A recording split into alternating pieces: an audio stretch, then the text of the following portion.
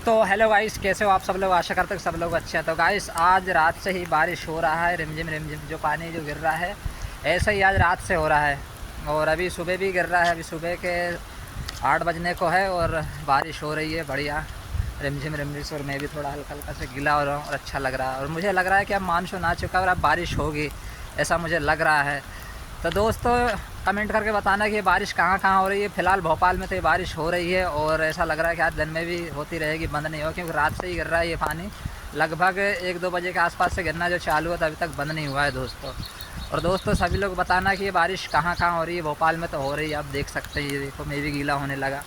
और मेरा जो मोबाइल है वो वाटर प्रूफ तो है नहीं है। और ये वही मोबाइल है जो मेरा पिछले साल गुम हो गया था, तो ये मुझे मिल गया, तो उसी मोबाइल से वीडियो बना रहा हूँ दोस्तों। तो दोस्तों बारिश तो हो रही है ठीक ठाक। और मैं अभी हूँ बगरोदा में, इंडस्ट्रियल एरिया जहाँ की बहुत सारी कंपनियाँ हैं। और यहाँ पे मैं हूँ बड़ी आराम से और मज़ा आ रहा है बारिश में बहुत। तो दोस्तों फिर बारिश तो अच्छी खासी हो रही है और सभी दूर हो रहा है, ऐसा लग तो रहा मुझे भी।